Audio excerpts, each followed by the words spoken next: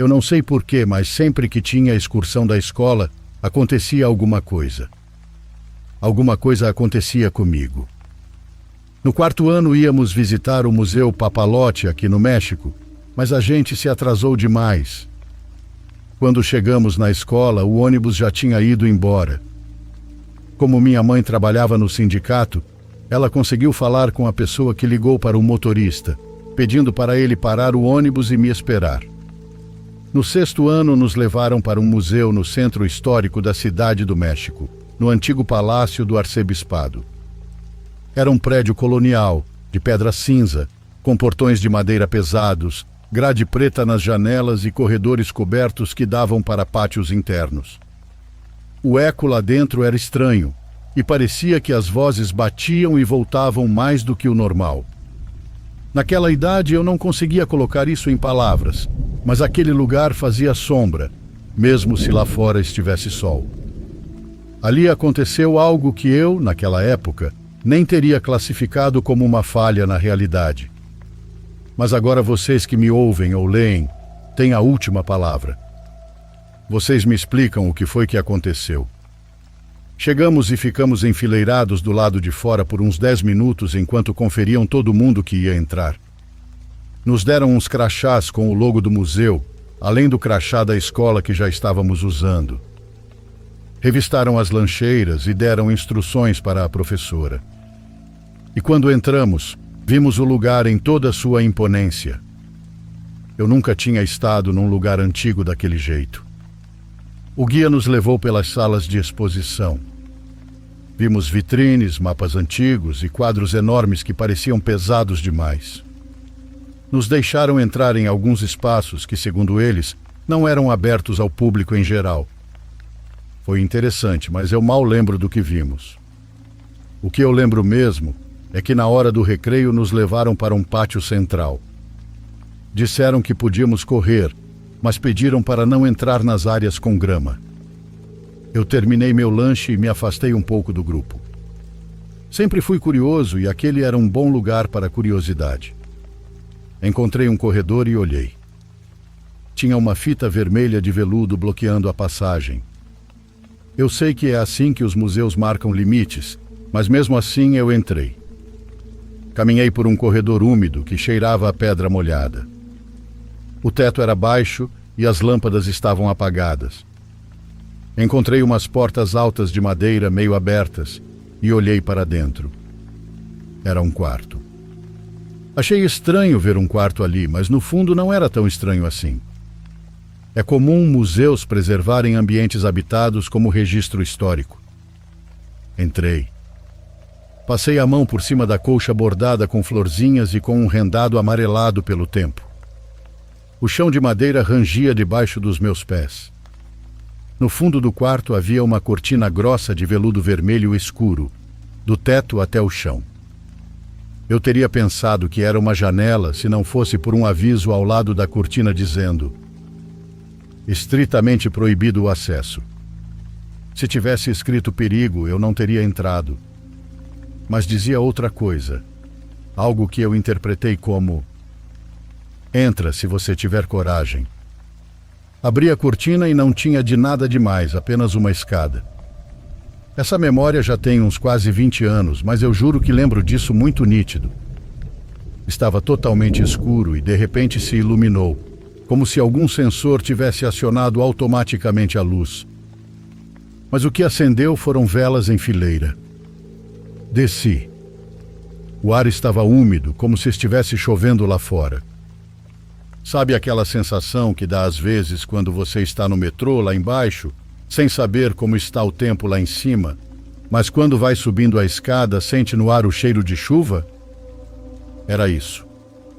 Quando terminei de descer, me deparei com um calabouço, um corredor comprido com celas dos dois lados.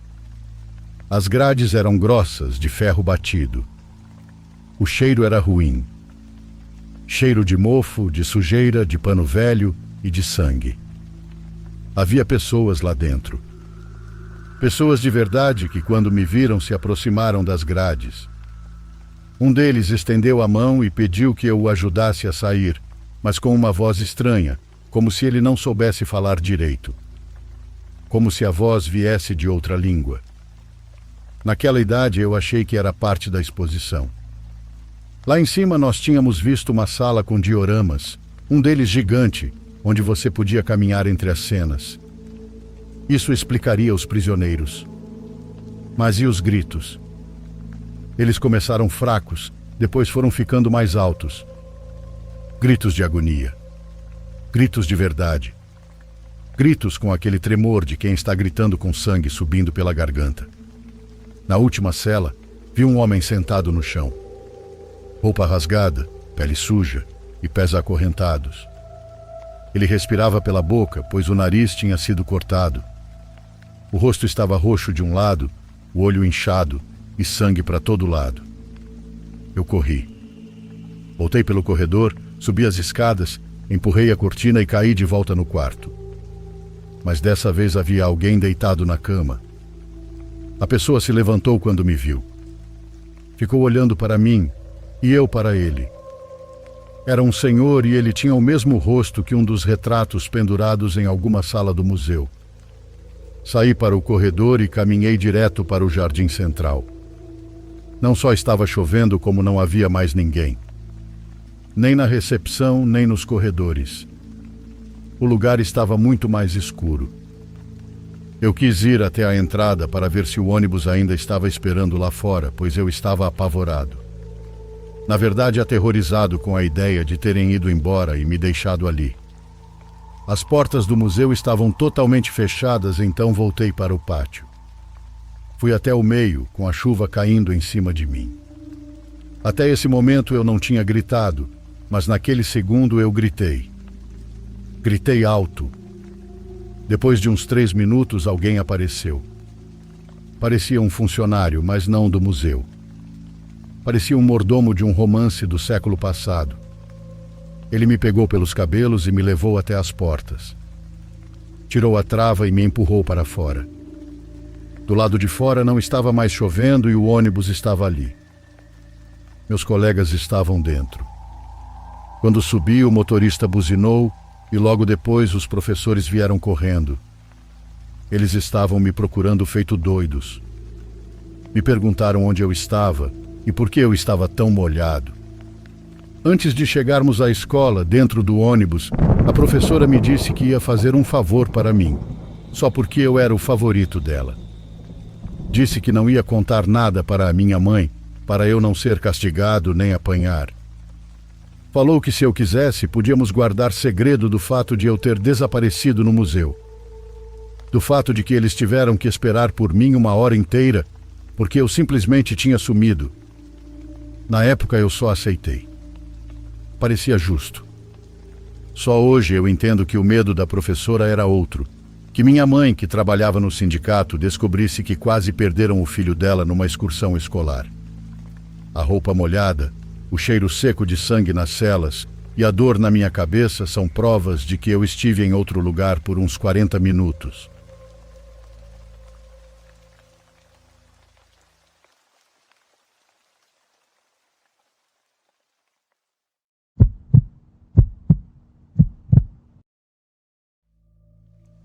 Meu nome é Teresa, tenho 63 anos e moro na beira de Lagos Frios. Fiquei viúva quando meus 2 filhos ainda estavam no ensino médio. O mais velho se chama Ricardo, responsável, correto. O mais novo é Sérgio, bom com mecânica, agitado, meio distraído, mas de coração nobre. Mantive a casa com o que pude. Sou costureira e tenho um pequeno ateliê de conserto de roupas num quartinho de telha, em frente à rodoviária. Entre bainhas, zíperes e barras, os dias passavam e o cansaço vem.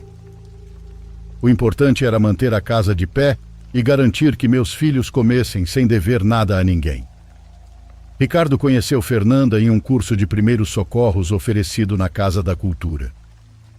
Ela fazia estágio no posto de saúde e vinha de uma família de argentinos. Um domingo ele a trouxe para provar minha comida. Falava manso, olhava as pessoas nos olhos e tinha aquele jeito de arrumar tudo com 2 gestos simples. Casaram-se no civil logo depois e vieram morar na minha casa enquanto Ricardo terminava de pagar um pequeno apartamento fora da cidade. Aceitei porque era o que devia ser. Um filho recém-casado não deve passar aperto, muito menos quando está começando a construir o próprio lar. Em uma semana já havia mãos novas na minha cozinha. Fernanda trocou os copos para combinar o jogo, mudou o lugar dos temperos e pendurou um pano na porta do forno. Preparava café e levava para Ricardo no quarto antes mesmo que eu acendesse o fogão. Ele parecia feliz. Eu me afastava, tentando não atrapalhar. Não era raiva, era um vazio que começou a crescer no peito. Ricardo passou a chegar mais tarde, pois fazia orçamentos de alguns trabalhos pela região. Tudo normal para recém-casados. Eu repetia para mim mesma. Mas por dentro, algo em mim se escurecia. Fernanda sentava ao lado dele, alisava o colarinho da camisa e sussurrava coisas. E eu ouvia risadinhas enquanto guardava os pratos. Deixei uma gaveta livre para as coisas dela e guardei minhas linhas em caixas. Decidi dar espaço e respirar. Numa quinta-feira, vi Sérgio descer da oficina com as mãos sujas de graxa. Fernanda pediu que ele a ajudasse a subir uns garrafões de água. Riram de alguma brincadeira dele e desapareceram no corredor. Foi um detalhe sem importância, mas ficou ecoando em mim. Não era ciúme, era um pequeno alerta que eu não soube onde colocar. A família de Fernanda vinha com frequência, sempre trazia pão de forno e falava de oportunidades no país deles. Diziam que talvez iriam se mudar para lá. Eu picava legumes e ouvia planos que deixavam minha casa fora do mapa. Ricardo olhava para ela com brilho nos olhos e eu entendi que ele estava me deixando, como deve ser. Entender não tira a dor, só a coloca em um lugarzinho dentro da cabeça. Fui me recolhendo. Servia a comida e mal falávamos. Lavava, passava, arrumava, sem que ninguém percebesse. À tarde a sala ficava silenciosa e o relógio velho do meu marido parecia bater mais alto do que nunca. Nessas horas eu me lembrava da tia Romélia, que dizia que uma casa precisa reconhecer sua dona e, se deixa de fazê-lo, cobra caro para voltar à ordem. Eu não queria briga, só queria meus filhos comigo como antes. O dia em que tudo mudou foi um sábado. Fernanda deixou um elástico de cabelo sobre a prateleira do banheiro. Ao se pentear, alguns fios ficaram presos ali. Entrei depois para pendurar as toalhas e vi o chumaço enroscado. Fechei a porta e fiquei olhando o espelho. Pensei em Dona Zenaide, a mesma mulher a quem levei Sérgio quando pequeno depois de um mal olhado. A ideia me deu vergonha, mas ficou comigo o dia inteiro. Na segunda-feira, atravessei o riacho e subi o caminho até a casa dela. Levei uma sacola com pão doce e algumas agulhas que ela havia me pedido meses antes. Dona Zenaide me recebeu sem surpresa. Contei apenas o necessário, que a nova moradora da casa estava me jogando para escanteio, que meus filhos pareciam se desalinhar e que eu me sentia rejeitada pelas próprias paredes. Ela perguntou se eu tinha algum rastro da moça. Assenti, sem dar detalhes. Disse que o levasse e me advertiu que se eu começasse, deveria terminar porque caminhos interrompidos cobram o dobro. Voltei. Envolvi os cabelos do elástico num guardanapo limpo e retornei à casa dela naquela mesma tarde. Ela colocou 3 velas num prato de barro, ruda amassada e um punhado de sabugueiro. Mandou que eu me sentasse sem cruzar as pernas nem os braços. O quarto cheirava a fumaça e folhas secas.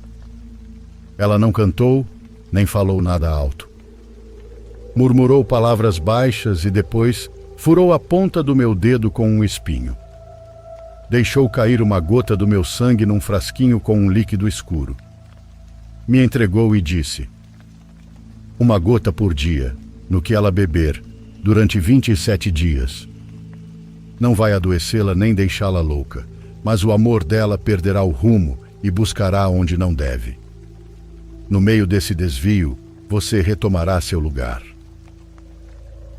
Naquela noite fiz água de hibisco e coloquei a primeira gota no copo de Fernanda.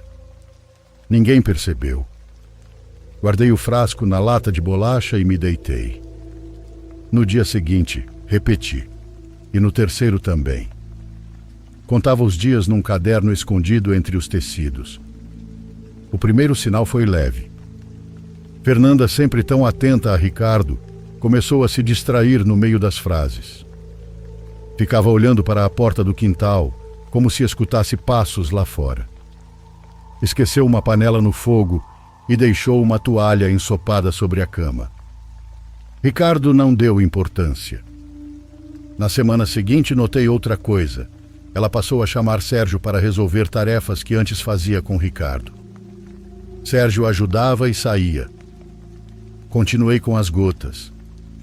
No 15º dia, Fernanda ria das piadas de Sérgio e o olhava quando ele não via. Quando Ricardo chegava, ela parecia distante. Jantávamos em silêncio. Eu servia, recolhia, o frasco ia se esvaziando e minha mão pesava a cada manhã antes de soltar a gota. No 22º dia, vi Fernanda parada na sala, olhando para o portão, como se esperasse que Sérgio entrasse. Ricardo estava no quarto procurando uma nota fiscal. Eu, na cozinha, senti um frio subir pela nuca. Quis parar. Achei que já bastava e que tudo tinha voltado ao lugar. Mas me lembrei do aviso. Caminhos inacabados cobram o dobro. Então continuei. Coloquei a gota número 23 no café. Fernanda bebeu sem desconfiança e deixou o elástico novamente sobre a prateleira. Fiquei olhando aquele círculo de cabelo como se fosse um presságio. Ao meio-dia, Sérgio entrou da oficina com um macacão sujo. Passou pela sala e quase esbarrou nela na porta. Riram baixo. Desliguei o fogão e me afastei. O ar ficou pesado, como antes de uma tempestade. À noite, o cachorro latiu por um tempo e depois silenciou. A casa parecia muito estranha. Levantei para pegar água. Deixei o frasco pronto para o dia seguinte e espreitei o corredor. Quando amanheceu, soube que o pior estava apenas começando a entrar pela porta. Acordei com um nó no estômago, como se tivesse engolido uma pedra. Preparei mingau e café. Quando servi a xícara de Fernanda, coloquei a gota número 24. Ela bebeu com a mesma calma de sempre, mas o olhar estava desfocado. Ricardo não disse nada, mas percebi que a observava de outro jeito. Sérgio saiu cedo para a oficina e deixou as chaves sobre a mesa. Fernanda as pegou sem perceber, como se fossem dela, e quando ele voltou para buscá-las, ficou um tempo olhando para ela confuso. Ela sorriu nervosa e devolveu as chaves. Essa cena tão pequena e banal mudou o ar da casa inteira de vez. Continuei dobrando guardanapos para disfarçar. Com o passar das horas, Fernanda começou a andar pela cozinha sem saber o que fazer. Pegava um copo, largava, ia ao quintal e voltava. Eu fazia bolinhos e a observava de canto de olho. A moça não era má, mas agora havia algo nela fora do lugar. À tarde choveu muito. Ricardo ficou olhando o céu pela janela. Sérgio e Fernanda sentaram na sala com ela de cabeça baixa. Eu ouvia a água batendo nas telhas e minhas mãos tremiam. Quando a chuva engrossou, Fernanda se levantou de repente e foi direto até a porta que dava para a rua, como se esperasse alguém. Ricardo a chamou, mas ela não respondeu.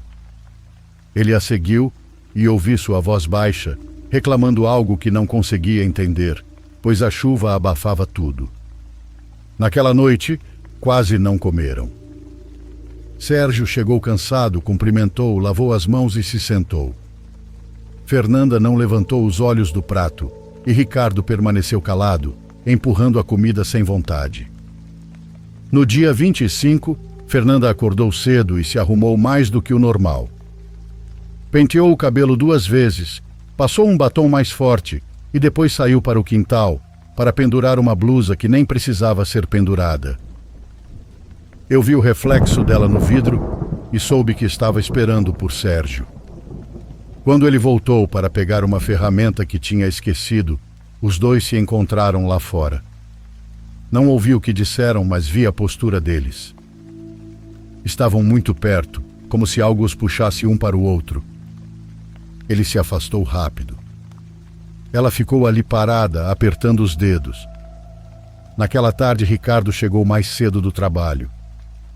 Tinha acontecido um problema no consultório e ele veio direto para casa. Entrou cansado, largou a mochila e viu Fernanda saindo do quarto de Sérgio. Ela carregava uma camisa dobrada e disse que a encontrou no varal. Ricardo não acreditou. Dava para ver isso no rosto dele.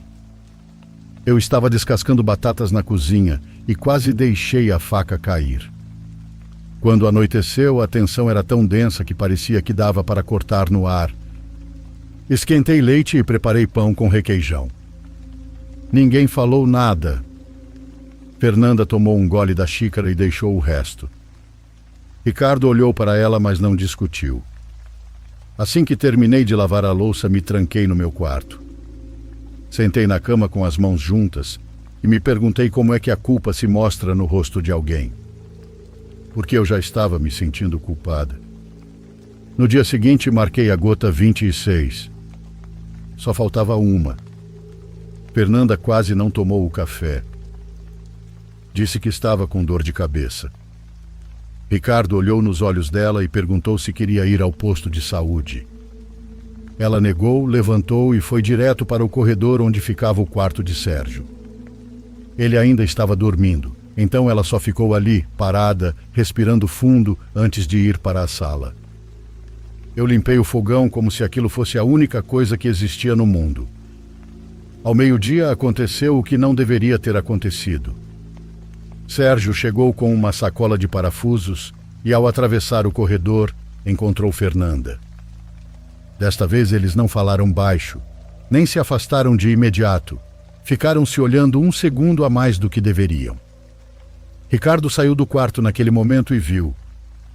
Não fez escândalo e ficou parado como se os pés estivessem presos no chão. Sérgio saiu direto para fora sem cumprimentar. Fernanda se trancou no banheiro. Ricardo sentou numa cadeira e esfregou o rosto. Eu fiquei onde estava com o pano úmido na mão. Quando chegou a noite, guardei o frasco na estante. Tinha o suficiente para a última gota. A gota 27. Aquela que selaria tudo. Dormi com os ouvidos atentos, como se esperasse passos. Amanheceu nublado, então preparei chá em vez de café. Fernanda desceu com os olhos inchados. Ricardo não disse bom dia e Sérgio saiu apressado, indo para a oficina. O ar da casa parecia um quarto fechado, sem janelas. Servi as xícaras. Empurrei a de Fernanda para mais perto, mas minha mão parou no meio do caminho.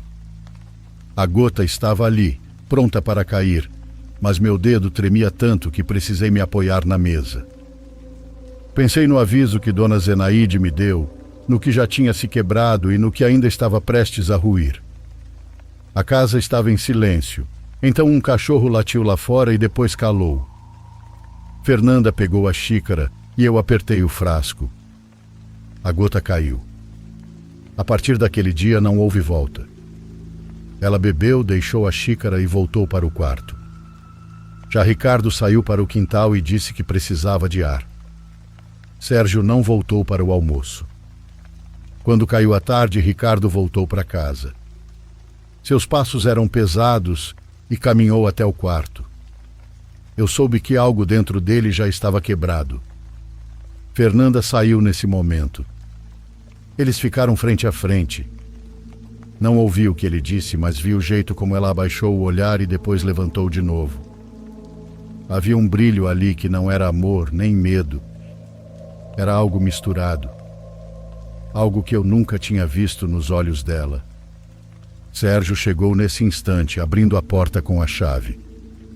Parou quando viu os dois no corredor.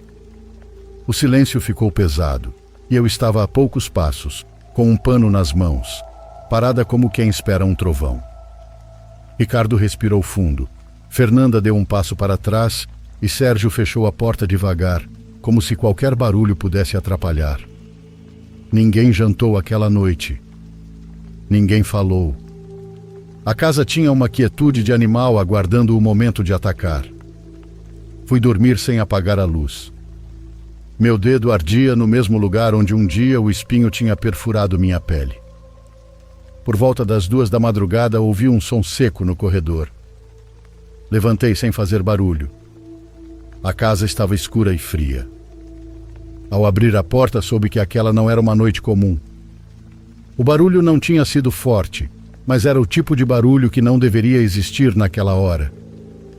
Abri a porta devagar. O corredor estava escuro, iluminado apenas pela luz fraca da cozinha, onde deixei uma pequena lâmpada acesa. Caminhei sem chamar ninguém e encontrei um copo caído perto da mesa. Pensei que alguém tivesse ido pegar água, mas não havia ninguém. Voltei para o quarto e sentei na cama, esperando que alguém saísse. Ninguém saiu. Quando amanheceu, a casa cheirava a umidade e algo mais. Algo difícil de nomear. Ricardo estava sentado na sala, olhando para a parede. Fernanda estava no quarto, juntando roupas sem fazer nenhum barulho. Sérgio saiu cedo, quase correndo, dizendo que tinha urgências na oficina. Não houve café da manhã. Ninguém pediu café. Fervi água e deixei ali sem fazer nada com ela. No meio da manhã, Ricardo saiu para varrer o quintal. Fernanda passou atrás dele para estender uma blusa. Não se falaram. Ele parou, apoiou as mãos no cabo da vassoura e a olhou como se esperasse uma explicação que ela não tinha. Eu estava na porta, olhando tudo, como visitante na minha própria casa. Ao meio-dia, o sol caiu de repente e a casa ficou quente. Preparei suco de limão e coloquei os copos na mesa. Não havia mais gotas. O frasco estava vazio, guardado na gaveta, mas minhas mãos ainda tremiam como se eu o segurasse. Ricardo pegou o copo, mas não bebeu. Fernanda nem se aproximou. Sérgio não apareceu para almoçar. Eu limpei a mesa mesmo estando limpa. Depois da 1 da tarde, Fernanda foi até a cozinha. Vi quando ela abriu a geladeira. Depois fechou sem pegar nada. Ficou parada diante da pia, de costas para mim, com os ombros tremendo. Pensei que fosse chorar, mas ela não chorou. O que fez foi pior. Ficou parada, depois virou e caminhou até o quarto de Sérgio, embora ele não estivesse lá. Tocou na porta uma única vez. Depois baixou a mão e voltou para o quarto dela. Aquele som ficou na minha cabeça por horas. Um toque breve, que parecia uma pergunta. No fim da tarde, Ricardo saiu e não disse para onde ia. Fechou a porta com cuidado, como se não quisesse acordar algo que estivesse dormindo. Ouvi a caminhonete ligando e seguindo até sumir. Fernanda ficou no quarto. Eu sentei à mesa e fiquei ali por muito tempo, sem fazer nada. Quando Sérgio voltou, já era noite. Apenas entrou no quarto dele, tirou as botas e se jogou na cama. Ouvi o suspiro longo que ele soltou, como se estivesse guardando ar há dias. A noite caiu de repente. Preparei sopa, mas ninguém comeu. Liguei a televisão sem som só para ter alguma luz e movimento. Não adiantou. A casa continuava a mesma coisa. Por volta das 9, Ricardo voltou. Não cumprimentou ninguém e foi direto para o quarto. Fernanda saiu do dela ao mesmo tempo. Eles ficaram frente a frente no corredor e da cozinha eu conseguia vê-los através do reflexo no micro-ondas. Havia algo nos rostos deles que não era normal. Não era raiva. Não era medo. Era como se ambos enxergassem ruínas onde antes existia um lar. Fernanda voltou para o quarto dela, mas antes de fechar a porta, olhou na direção de Sérgio. Ficou assim, por um segundo, depois entrou. Eu lavei um copo que nem estava sujo. Lavei 3 vezes e ainda fiquei com a espuma nas mãos, sem saber o que fazer com ela. À meia-noite ouvi passos lentos e não consegui saber de quem eram. Abri os olhos e vi o corredor escuro, iluminado apenas por um feixe de luz que vinha do poste lá fora. Levantei-me e caminhei devagar, descalça, com as mãos frias. Os passos vinham do quarto de Ricardo. Depois, silêncio.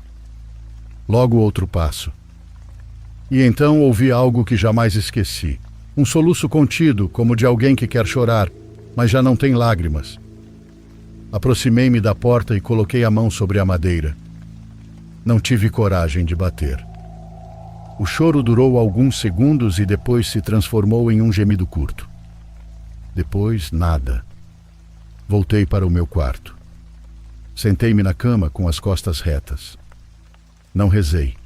Não conseguia depois do que fiz. As palavras simplesmente não saíam. Quando o amanhecer começou a despontar, ouvi outro som. Desta vez vinha da porta principal e era um ranger lento, como se alguém a abrisse milímetro por milímetro, seguido de um barulho como o de um objeto pesado caindo na sala. Levantei-me novamente, mas meus pés ficaram cravados no chão. Algo dentro de mim sabia que atravessar aquela porta, naquele momento, seria cruzar um limite do qual eu não voltaria igual. O silêncio voltou, mais pesado do que nunca. Não dormi. Fiquei sentada até que o sol começou a pintar a parede. As pernas estavam dormentes e os olhos ardiam. Quando ouvi o primeiro carro do dia passar na rua, soube que precisava sair do quarto. Sabia que o que quer que tivesse acontecido naquela casa durante a noite me alcançaria assim que eu abrisse a porta. Respirei fundo, levantei-me e coloquei a mão na maçaneta. Nesse instante, ouvi um grito e então soube, mesmo sem ver nada ainda, que o que eu havia despertado não iria parar só porque eu queria. O grito vinha do fundo do corredor. Saí do quarto quase sem respirar. A lâmpada da sala estava apagada e a luz da manhã mal entrava pela janela. Tudo parecia opaco. Caminhei até o quarto de Ricardo. A porta estava entreaberta. Toquei com as unhas de leve. Empurrei devagar. Ricardo estava sentado no chão, encostado na parede com os braços ao redor das pernas. Tinha o olhar perdido e parecia ter chorado a noite toda. Não falava, apenas respirava rápido, como se lhe faltasse o ar. À sua frente, no centro do quarto, havia uma camisa jogada e umas chaves quebradas. Nada mais.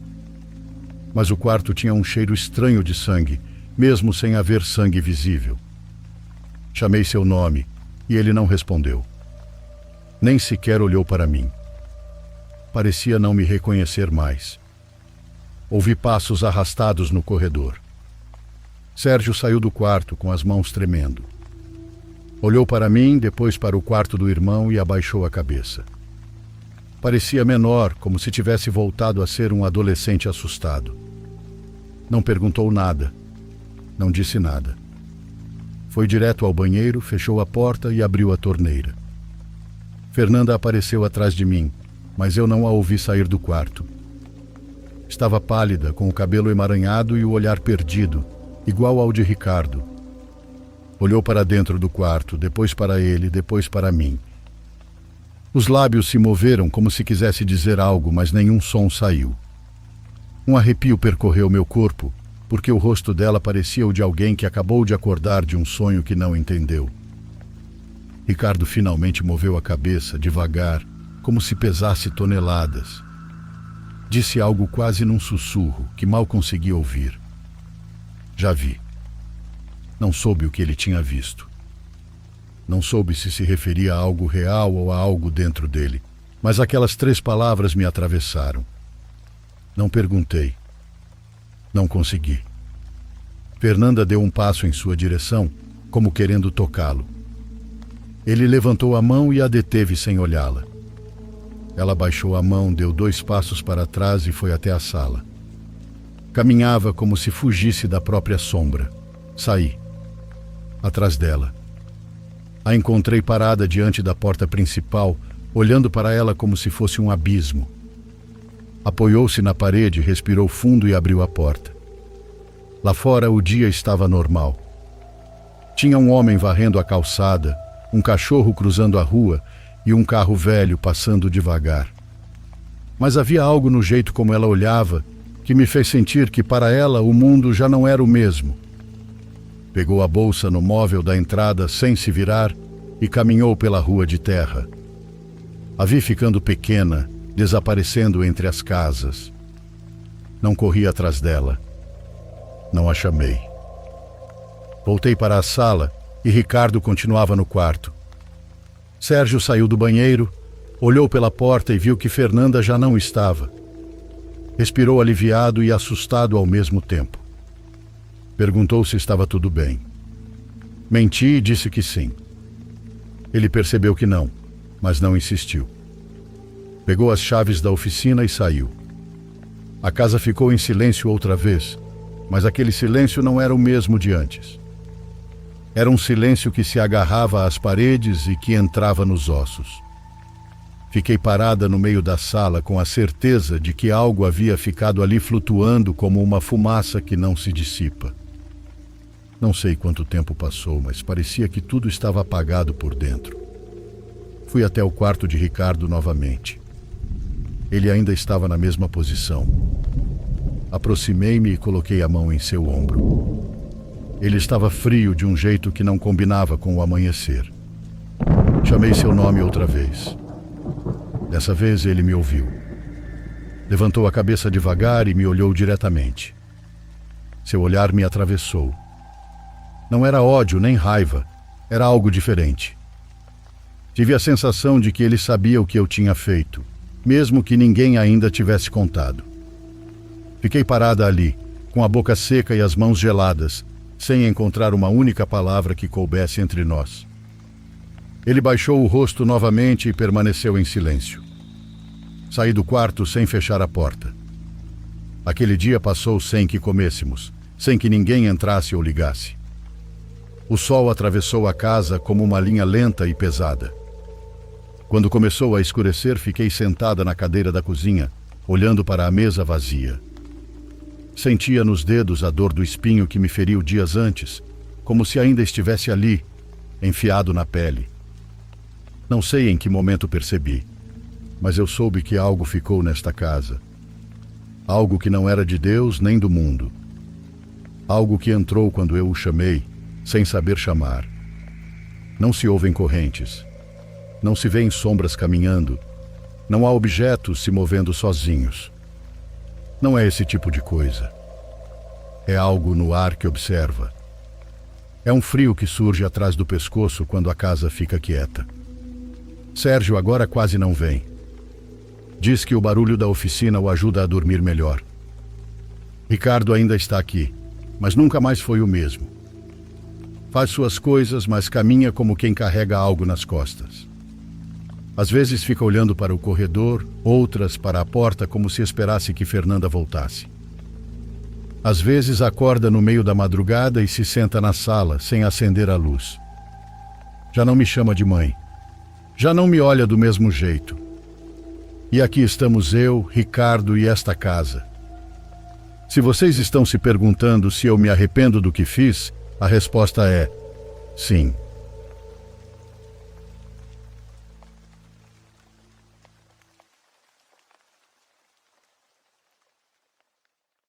Por favor, curta e se inscreva se você estiver gostando. Agora continuamos.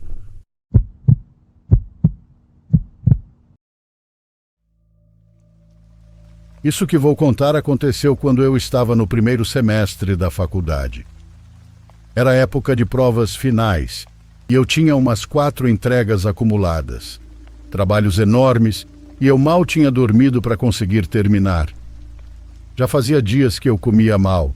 Ficava grudado no computador, cortando papel e revisando detalhes.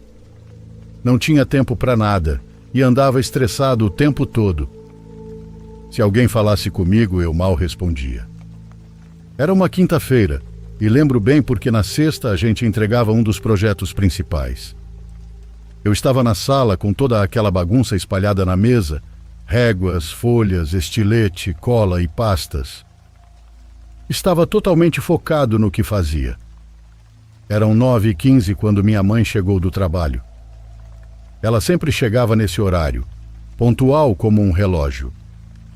Entrou com as chaves, tirou os sapatos na entrada e me cumprimentou com aquele tom que usava quando me via concentrado. "Oi, filho, como você está indo?" disse. Eu estava fazendo um corte e não pude virar para olhar. Só balancei com a cabeça. Ela foi até a cozinha, abriu a geladeira, pegou algo que já estava preparado e colocou no micro-ondas. Ouvi o bip de sempre, o prato girando e o clique da porta abrindo. Ela comeu ali mesmo, de pé, só com a luz do exaustor. Não fez muito barulho. Eu continuei nos meus traços, mas sabia que ela ainda estava ali, presente. É aquela rotina que a gente reconhece sem precisar olhar. Quando terminou, deixou o prato na pia. Não lavou, só enxaguou de leve, como sempre fazia. Depois foi ao banheiro. Ouvi o barulho da escova de dentes, em seguida a porta do quarto dela se fechando devagar e o som da televisão ligando. Continuei concentrado, tentando não errar, até que algo aconteceu. Voltei a ouvir as chaves na porta. Minha mãe entrou, me deu boa noite em voz baixa e tirou os sapatos na entrada. Foi aí que me distraí. O traço escapou e eu estraguei a folha em que estava trabalhando. Tentei apagar com pressa e acabei rasgando. Fiquei olhando para o papel com a mão tremendo, pois eram 2 horas de trabalho jogadas fora. "Ué, você não tinha acabado de chegar?" perguntei para minha mãe. Ela não respondeu. Em vez disso, caminhou até a cozinha, pegou algo na geladeira e colocou no micro-ondas, como se nada tivesse acontecido. Eu ainda estava com a bola de papel na mão sem entender nada. Me aproximei um pouco e disse baixo: "Juro para você que uns 40 minutos atrás te vi chegar. Você jantou, subiu e ligou a TV." Ela só me olhou de canto e respondeu: "Talvez você devesse descansar um pouco." E eu também comecei a achar isso. Estava esgotado e, como disse, fazia dias que dormia mal. Pensei que talvez tivesse confundido as lembranças da noite anterior. Olhei para o relógio e eram 9h17. Exatamente a hora de sempre, porque minha mãe sempre chegava às 9h15. Fiquei parado, olhando para o nada por uns 2 minutos, só tentando entender. Talvez eu estivesse realmente tão cansado a ponto de confundir tudo. Enquanto isso, minha mãe terminou de comer, levou o prato para a pia e subiu as escadas. Ouvi a água do banheiro, depois a porta do quarto e, por fim, a televisão. Segui o conselho dela e fui me deitar pensando em acordar cedo para terminar o projeto. Apaguei a luz, fiquei quieto, mas não consegui dormir de imediato. Uns 15 minutos depois, ouvi de novo a porta da frente se abrindo. Levantei, fui até a porta do meu quarto, mas não cheguei a abrir. Só fiquei ali escutando. Ouvi as chaves sendo largadas na mesa, a geladeira abrindo e o micro-ondas ligando. Corri que nem um doido escada abaixo. Minha mãe estava lá, comendo de pé ao lado da pia, exatamente como antes. Senti o corpo inteiro esquentar daquele jeito nervoso, sabe? Caminhei devagar até ela e a cumprimentei com um beijo. Falei quase sussurrando: "Juro para você que acabei de te ver entrar. Já é a 3ª vez que você chega." Olhei o relógio e eram 9h19. De novo, dentro do horário. Ela riu sem dar importância. Era o jeito dela com esse tipo de coisa. Achava que era estresse, sono e coisa da minha cabeça. Terminou de comer, deixou o prato na pia e subiu. Banho, porta, TV, tudo igual. Fiquei um tempo parado nas escadas tentando entender se eu estava começando a alucinar. E então, ouvi novamente as chaves. Dessa vez não pensei 2 vezes e subi direto para o quarto dela. Nem bati, só abri a porta de repente. Ela estava dormindo com a TV ligada e claramente já estava deitada fazia tempo. Desci correndo e revistei a casa toda. Não tinha ninguém, mas a porta da frente estava aberta. Fechei com chave, conferi tudo de novo e me tranquei no quarto. Naquela madrugada eu não dormi. Fiquei deitado, só ouvindo. De tempos em tempos a porta se abria. Depois o bip do micro-ondas, a água do banheiro e os passos nas escadas. Não tem como explicar, mas no dia seguinte encontramos algumas coisas fora do lugar. As chaves estavam espalhadas e a geladeira completamente vazia. Tudo isso ainda me dá medo, pois não tenho explicação para o que aconteceu naquela noite.